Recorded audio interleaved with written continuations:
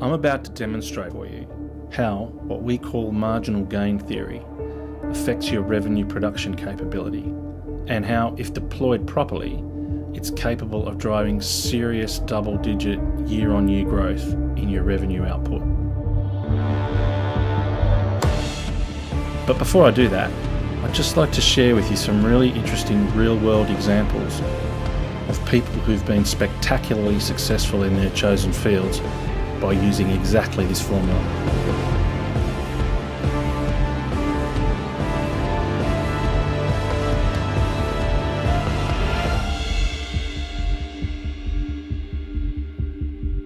In 2004, 17-year-old Novak Djokovic quietly entered the world tennis rankings at number 680. During that year, by winning 49% of his ATP tournament matches, he managed to scrape together a modest $300,000 in prize money. Roll forward to 2006, and Novak, now 19, has won 79% of his matches, earned $5 million in prize money, and sits at number 3 in the world men's rankings. A further 5 years hence, and he's winning 9 out of every 10 matches, earns $14 million, and is ranked number 1. A dramatic and astronomical rise to the pinnacle of world tennis. Or was it? While his match-winning percentage, prize money, and ATP ranking all went through the roof, he only won 6% more of the points he played in 2011 than he did in 2004. By basically improving the number of points he won by 1% per year over 6 years, he was able to improve his match-winning percentage by 183% and his prize money by a staggering 4,700%, all by winning 1 extra point every 2 sets that he played. That, folks, is marginal gain theory in all its glory. Now, many thousands of hours of analysis and practice went into exactly where and how to make those 1% improvements, but Novak Djokovic is a towering example of the power of marginal gains.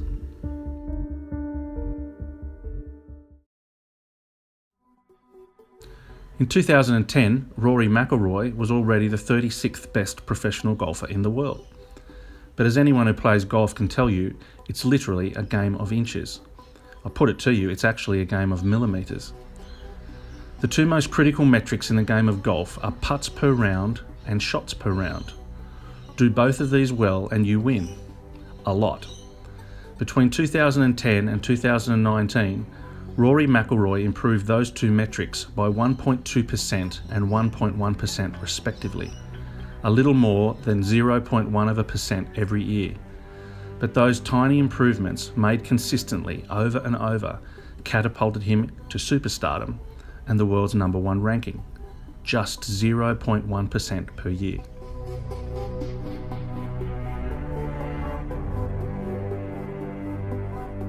Nearly everyone already knows the story of David Brailsford. In the 108 years before the 2004 Olympic Games in Athens, Great Britain had won 20 medals, half of them bronze. Not exactly a global powerhouse in world cycling. Since Brailsford took over as head coach, the team won 38 Olympic medals, 24 of them gold, and set more than 10 new world records. His secret formula for that stunning success? Marginal gains.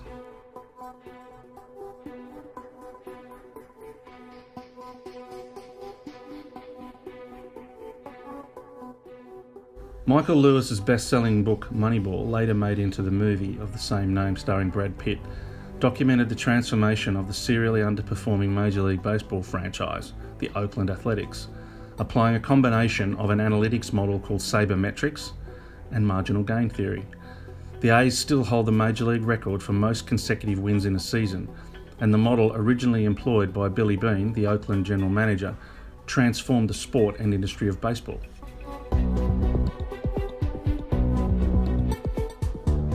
Every year, casinos around the world generate billions of dollars from blackjack. It's common knowledge that every game in every casino is stacked against the players and in favour of the house. Just how stacked is called the house edge. For as long as there have been casinos, blackjack has been their meat and potatoes.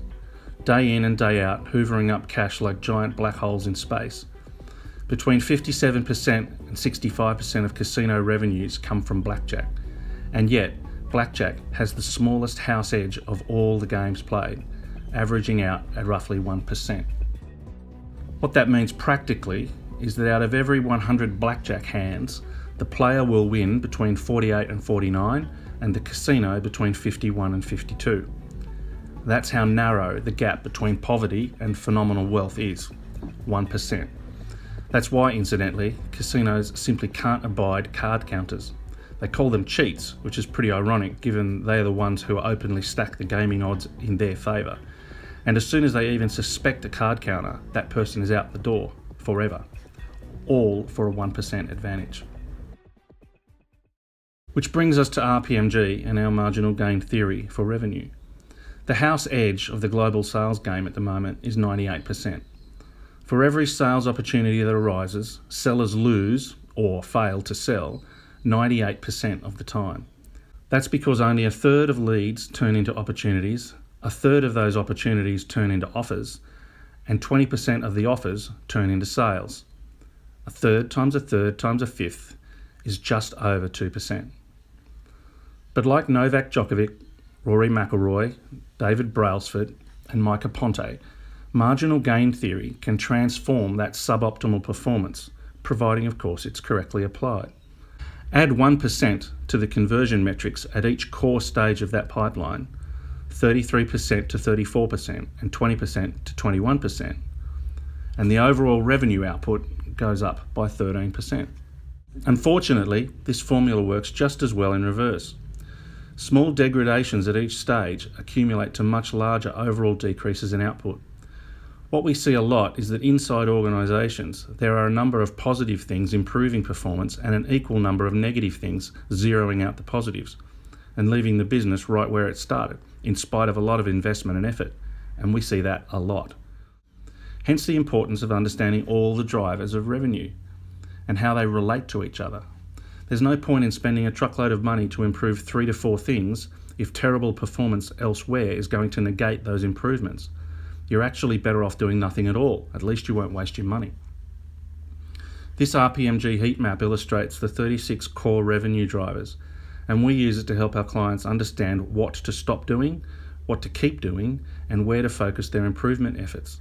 Novak Djokovic didn't go out and hit every shot harder. He hit the right shots harder, but most of his effort and practice went into knowing when to hit the right shots harder and how to manage his points to get into position to hit the right shots and hit them harder. In our revenue context, the heat map is the equivalent of that analysis. The data analysis enables us to quickly and accurately identify the revenue drivers, representing the biggest weaknesses in the system, together with the ones that represent the biggest opportunities for gain, if properly exploited, indicated here by the white circles, and then prioritised through further drill down. Combined and correlated with the detailed pipeline analysis enabled by the telemetry software, and we've located our first 4 to 5 marginal gain shots. Not only where to focus, but how much to focus, together with the quantification of the future revenue and profit rewards from doing so. Using the tennis metaphor once more, when to go for it and how hard. How has this worked in the real world? Well, since 2005, 156 organisations, including those whose logos appear here, have employed RPMGi's marginal gain theory and telemetry revenue analytics system. Their average year-on-year revenue growth in the 3 years immediately after deployment was 24%. Sounds big. Sounds too big. Well, not until you realise that that's really only 2% at each pipeline stage rather than 1%. That's the power of marginal gain. To learn more about marginal gain theory, telemetry and how it might work for you, join us at www.rpmgi.com or email us at info@rpmgi.com.